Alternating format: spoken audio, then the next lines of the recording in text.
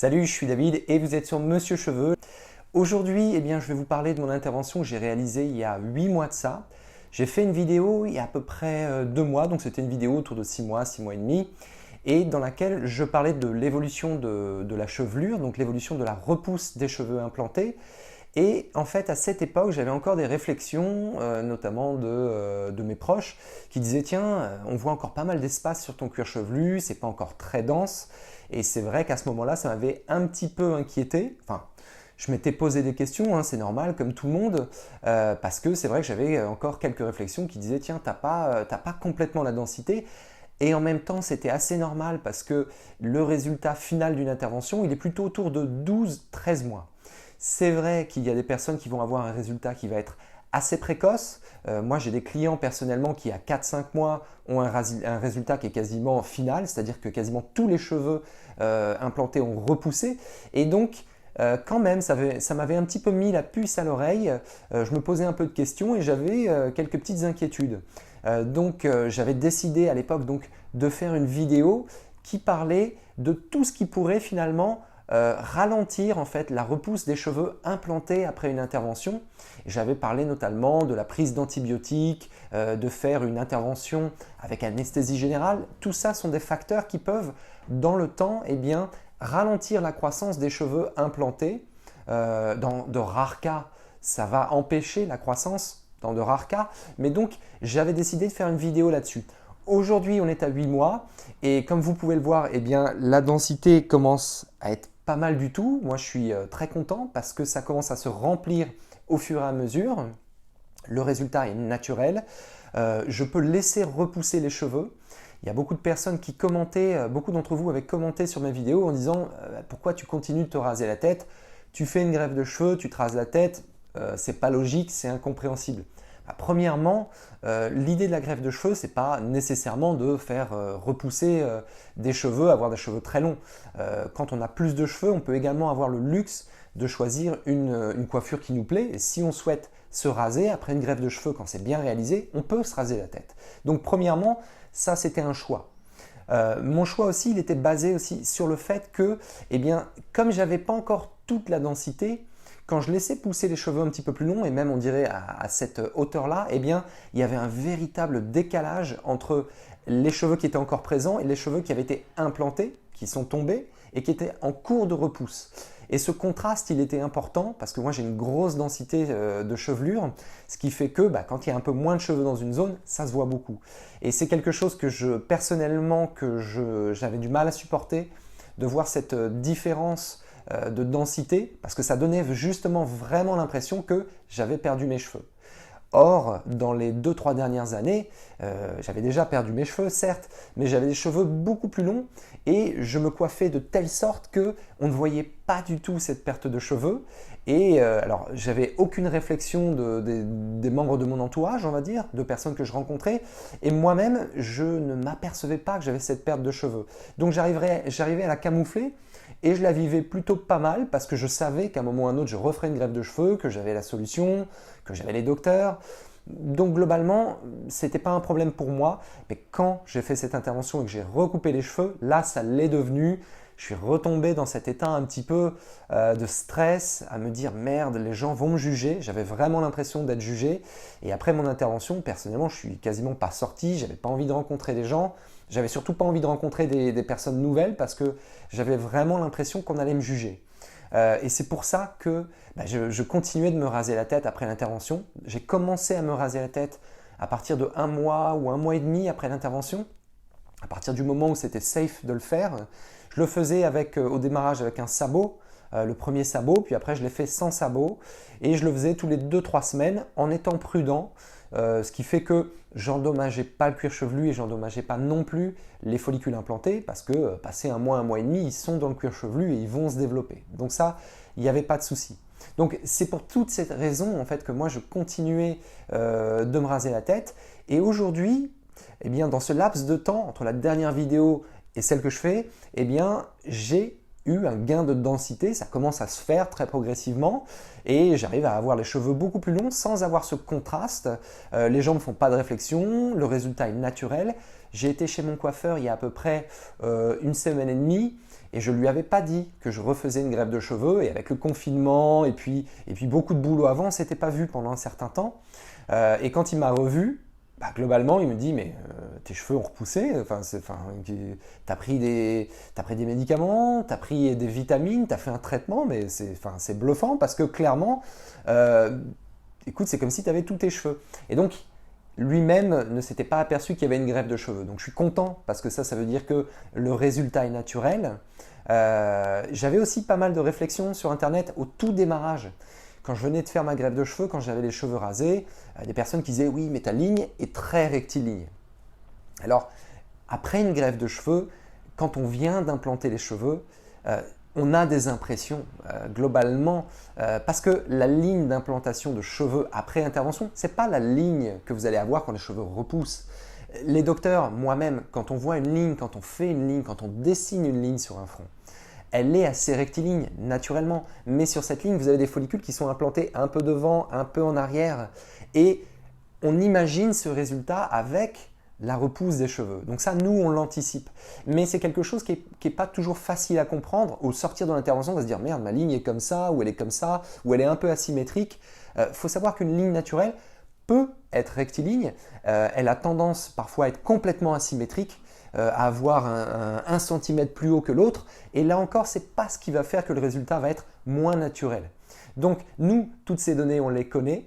Mais c'est vrai qu'au démarrage, j'avais des personnes qui me disaient, notamment en commentaire de mes vidéos, « ah mais ta ligne est très rectiligne ». Ma ligne a toujours été très uniforme, très ronde et on n'a pas beaucoup changé cette ligne pendant l'intervention parce que j'avais quand même encore cette zone de cheveux. On n'a fait que connecter au niveau des tempes sans chercher non plus à arrondir, chose qu'on fait chez d'autres patients parce qu'il y a un véritable choix. Hein.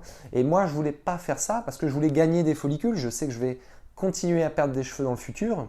Donc, il faut que j'en conserve dans cette zone donneuse. On a déjà extrait, moi, sur 2 interventions, quasiment 3700, 3800 follicules.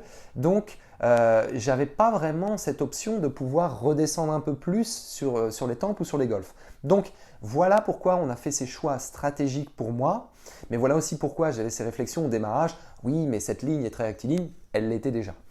Aujourd'hui, quand on me regarde, quand on me rencontre, on ne se pose pas de questions, on ne se dit pas « tiens, ce mec a fait une greffe de cheveux » parce que autant à l'arrière, sur les côtés que coiffé comme ça, globalement, il n'y a rien qui saute à l'œil. Ça reste très naturel. Donc moi, je suis content. Et puis aujourd'hui, j'ai la possibilité donc de faire repousser les cheveux plus longs. Alors, je ne vais pas non plus faire pousser les cheveux beaucoup plus longs. Et là encore, je vais vous expliquer pourquoi.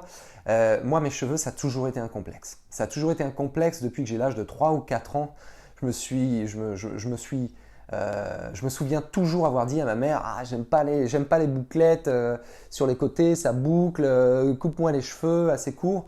En fait, j'ai un cheveu qui est méditerranéen, a tendance à boucler, mais pas faire des boucles très franches. C'est pas très joli, ça ondule un peu. Quand il y a un peu d'humidité, ça fait un cheveu qui mousse. Quand je les laisse pousser un peu plus long, c'est-à-dire 3-4 cm, ça commence à boucler, mais pas vraiment. C'est dur à coiffer, ça fait des espèces d'ondulations. Bref, j'ai vraiment pas un cheveu facile. Et ça a toujours été un complexe pour moi. Et c'est pas pour ça que je suis rentré dans le métier de la perte de cheveux, du conseil de la perte de cheveux, mais en tout cas, le cheveu a toujours été un véritable sujet. Ça me fait un peu rire parce que je revois des photos de moi quand j'étais petit ou même adolescent où j'essayais tout et n'importe quoi, je me suis coupé les cheveux à ras, j'ai fait des teintures, j'ai essayé d'avoir les cheveux plus longs, ça bouclait, j'ai essayé d'être un peu plus long encore, c'était une catastrophe. J'avais toujours des railleries de mes camarades et honnêtement aujourd'hui ça me fait assez rire et donc ça a toujours été un sujet. Ça a toujours été un sujet et dans les 2-3 dernières années je me suis dit allez, je retente, je vais me laisser repousser les cheveux, la nature de mes cheveux aura peut-être changé donc on va le faire et puis on va voir. Et globalement, c'était pas terrible. Là encore, c'était pas terrible.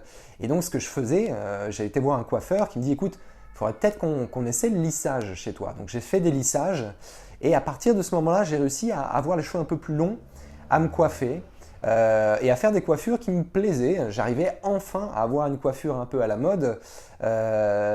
Mais, parce qu'il y a un mais, ça a beaucoup abîmé mes cheveux, mon cuir chevelu, le fait d'utiliser ces produits, de tirer sur les cheveux.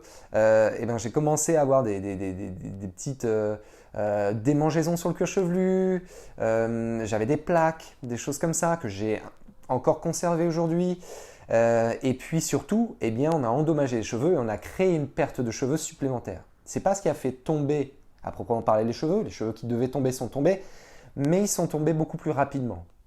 Donc, je sais maintenant aujourd'hui par expérience que les cheveux plus longs, ce ne sera pas pour moi parce que si je souhaite avoir les cheveux plus longs, il faut que je passe par tous ces lissages, mettre des produits et c'est typiquement ce que je ne recommande pas et pourtant je le faisais moi-même. Donc, par expérience, maintenant, je vous dis évitez de faire des choses comme ça parce que ça peut vraiment endommager votre chevelure, ça peut accélérer la perte de cheveux dans le temps. Donc, allez-y mollo avec vos cheveux. C'est important de mettre une bonne routine en place, de trouver un peu sa coiffure aussi qui va vous aller, mais qui en même temps va vous éviter de faire toutes ces choses que j'ai fait moi et qui n'étaient pas bonnes du tout. Les décolorations, bon bah ok, ouais, quand j'étais jeune, utiliser du gel, des choses comme ça, il faut y aller mollo. Les lissages, on évite. Tirer sur les cheveux tous les jours avec des plaques chauffantes, chose que j'ai fait aussi. Donc vraiment, c'est toutes les choses à proscrire et que je vous recommande de ne pas faire. Donc voilà, je vous parle aujourd'hui un petit peu de mon cas personnel. En tout cas, je suis content de pouvoir partager avec vous cette vidéo où je suis aussi rassuré parce que mes cheveux poussent bien et j'avais quelques doutes il y a 2-3 mois de ça parce que j'ai beau connaître le métier, j'ai beau faire partie de ce métier, la greffe de cheveux, la perte de cheveux. Et quand on se positionne pour soi, quand on a ce problème soi-même et qu'on fait une greffe de cheveux, on a beau connaître, mais on se dit toujours « ça se trouve, ça ne va pas marcher ». On a ces inquiétudes, on a ces petites appréhensions. Je suis comme tout le monde, j'ai beau connaître ce métier, j'avais mes appréhensions. Et il suffit qu'une personne à l'extérieur me dise « Ah bah David, c'est bizarre, ça ne pousse pas très rapidement ». Pour que effectivement je commence à me dire ça se trouve ça va pas pousser, j'ai fait quelque chose de pas bien pendant les premiers mois, donc j'avais des doutes. Et aujourd'hui mes doutes ils sont on va dire en partie levés parce que ça pousse, ça se densifie et voilà. Donc moi je suis très content. Je vous souhaite également de faire de bonnes recherches quand vous faites votre greffe de cheveux, de trouver le docteur ou la personne avec laquelle vous allez vous sentir à l'aise, avec laquelle vous allez pouvoir communiquer, bien retransmettre vos envies et cette personne va vous conseiller sur les meilleurs choix stratégiques. Est-ce qu'on descend beaucoup la ligne? Est-ce qu'on fait quelque chose de naturel au niveau des tempes? C'est important que vous ayez cette relation avec la personne qui va faire votre intervention ou en tout cas d'être bien conseillé et ça vous permettra d'avoir des résultats naturels, de retrouver une chevelure et de pouvoir respirer aussi et ne plus vous prendre la tête avec la perte de cheveux. Je le rappelle, la greffe de cheveux en fait, c'est du quasi définitif parce que votre perte de cheveux elle peut encore évoluer, mais cette greffe de cheveux elle va vous permettre, si vous la réalisez bien, de gagner du temps, d'oublier cette perte de cheveux au quotidien, peut-être pendant 5 ans ou 10 ans, et peut-être qu'après vous allez perdre encore, mais au moins gagner ces 5 ans ou ces 10 ans de confiance, d'estime de soi, de ne plus avoir à se poser la question, d'avoir les railleries des camarades sur votre perte de cheveux. Donc faites les bons choix, soyez conseillés et puis retrouvez un peu cette confiance en vous et cette envie de passer à autre chose. Donc ça, c'est tout à fait possible et c'est ce que j'avais envie de communiquer avec vous aujourd'hui. Alors, moi, je fais du conseil pour les personnes qui perdent leurs cheveux et j'accompagne des personnes pour faire leur greffe de cheveux à Athènes. Mais voilà, vous n'êtes pas obligé de passer par moi évidemment, mais si vous avez des questions, vous pouvez les envoyer dans les commentaires après la vidéo. Vous pouvez également prendre un entretien conseil avec moi-même ou un des membres de mon équipe et on se fera un plaisir de vous conseiller et de vous répondre en toute objectivité. J'espère que cette vidéo vous a plu. Je vous dis à très bientôt pour une prochaine vidéo. Tchuss!